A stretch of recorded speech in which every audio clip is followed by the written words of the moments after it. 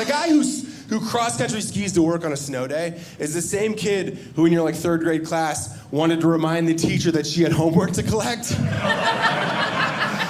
Like 5 minutes before the end of the school day. Do you remember that kid? Because you didn't do it and you're like, oh, blah, please don't ask, we're almost home free. And all of a sudden you just feel that annoying hand fire up. Mrs. Carter!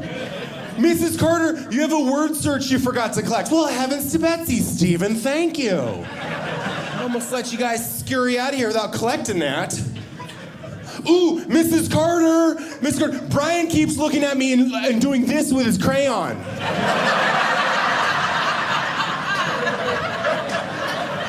Sharpened it too with a little right there on the back of the crayon box.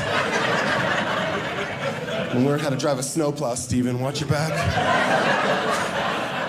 Big blade. I taught for a year. I taught kindergarten for a year. And yeah, that's about the reaction I get. Yeah. That's how you know it's a tough job, though, when you talk about it like a prison sentence. You know what I mean? I did a year in education, then I got out. Yeah. So if you're a teacher, bless your heart. It is, thank you. You deserve it.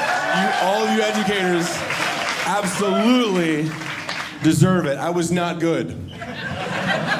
Not good at education. I used to take the kids outside all the time because I needed a break, a mental health break for me. Do a little outside learning, and I would invent games that were super fun. I invented a game called Kick the Playground Ball as high as I can and pay someone $5 to catch it. You know those rubber ones? Oh, the sound they make when they ping off a child's face. Oh, it made college worth it. I was like, oh, stop crying. That tooth was gonna come out anyway, buddy. Just made you $5 when you get home. Running out of those things. The school I worked at, it was in like an inner city area, and we had like a kind of a sketchy woods near a fence. And I used to take the kids on little nature walks, just be outside, because you have to keep them moving, right? Like kindergartners, you got to keep them on the move at all times. As soon as you stop, they start rattling in their desks like tiny little rockets. And then I'm like, where is your other shoe? How did you lose a shoe? How come kids can't keep both shoes? Like, you're walking around like, oh, I don't even know. You don't know? What do you mean you don't know? Your shoe just fell off, you're like, I'm not gonna need that one, who cares? I'm a one shoe kind of guy. When they were walking out by those woods, and there was like a bunch of homeless dudes or unhoused or whatever, I don't know what their situation was. I don't want to get canceled for calling them what they are, but they weren't in a house. Covering all bases here. Let's just say that they look like pirates, and that's what I told the kids they were, okay? That's what I told them. They all look like pirates.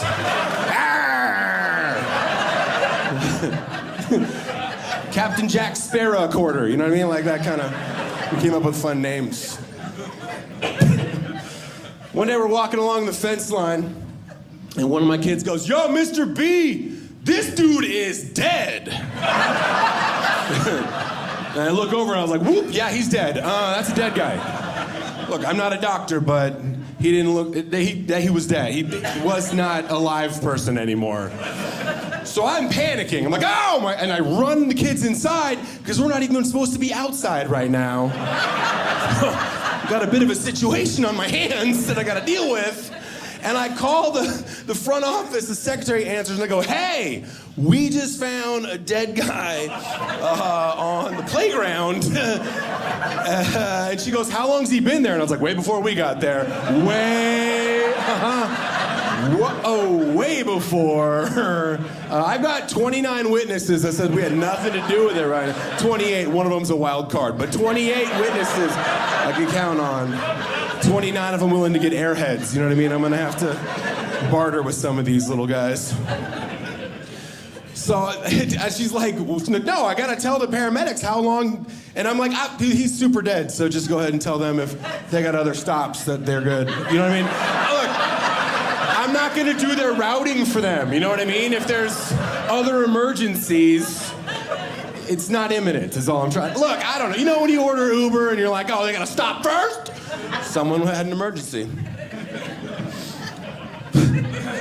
But then I'm like, Look, this is your moment. That's a big deal, right? I mean, I was rattled. I'm a grown-up in theory, and I was rattled. I was rattled, and I was like, oh my God, whatever they say, whatever you say to these kids right now, they're gonna remember forever. Whatever their teacher said the day they found the dead guy. And so, yeah, I watch Dangerous Minds, I know. I mean, this is serious. This is impactful. So I take a knee, and I'm like, all right, guys, come on in here. Get in. Come on, get in. Oh, come on, get in here. Don't ruin my moment. I'm like, guys, look, I know we just found something. It's very serious, and you're probably all kind of scared right now, but I just don't want you to be scared. You don't have to end up like that dead guy. You know? Look, no, I don't want you to be scared. We don't know what decisions in life he made to end up like so dead like that, you know, so super dead, like way dead. We don't know what he did. You don't have to follow in those footsteps.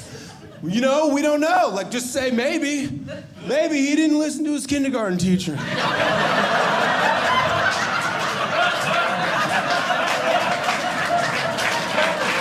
Choice is yours, guys. I mean, really, honestly. And then one of them goes, oh, he probably just overdosed on crack and died.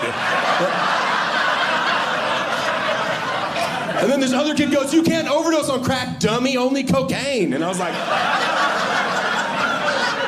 I don't know the answer to that question, okay? I don't. I'm gonna Google that and get back to you. Realized it was a job that wasn't for me in my 20s. For a lot of reasons. One, I believe the American dream is finding a job that you can do with a hangover. Just slide right in there, do the bare minimum with a hangover. You can't teach with a hangover. Can't. Not because when you're teaching with a hangover, like, you're not just giving up on your dreams that day. You're giving up on everybody's dreams that day. Nobody's dreams are happening today. And there's only so many movie days you're allowed to have in a row. Before the administration starts asking some, well, frankly, pretty nosy questions about your personal life. And not a fan. Hey, Brian, why are you dry heaving in the trash can today? Today's a life lessons day, all right? About 2-for-1 margaritas at happy hour. It's college prep work. That's what we're doing. It's college prep. It's tough when you're young. Cinco de Mayo, big drinking day when you're teaching, you're out. Seso de Mayo, big movie day. I'm a bilingual educator. Seso de Mayo.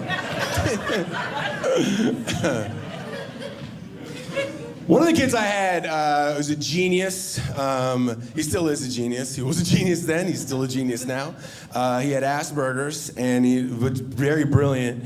And he graduated from MIT in Boston, which is like a prestigious technological school. Look, he graduated at 16. He would have done it at 15 had I not been involved. As you can tell, I can't even pronounce the school. He would have definitely been on his way a little bit faster had it not been for that first year. So we all have a routine, right? Everyone has a routine in the morning. You get your coffee at the right place. It's got to be the right kind. You have stoplights, the routes, traffic. And when your day is off, you're just not functioning the same way. So sometimes when he was a little stressed out in the morning to get rolling, he'd just sit by my desk and he'd listen to a little song. Just kind of listen to a little song on a tiny little speaker and not bothering anybody. No one in the class, we're just getting things rolling. But it wasn't the same entire song. It was the same front end 8 seconds of the same song, like over and over again, very quietly, so only I can hear, right?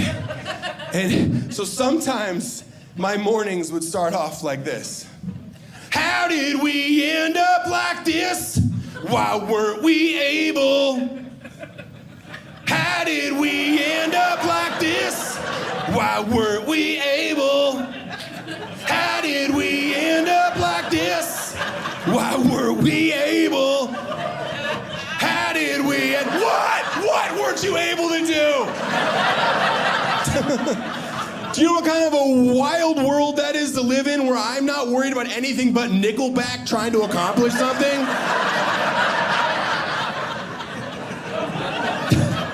And a lot of you are worried about it now too. You're wondering, you're gonna have to go home tonight and look it up. I would tell you, but I want you to know what I experienced.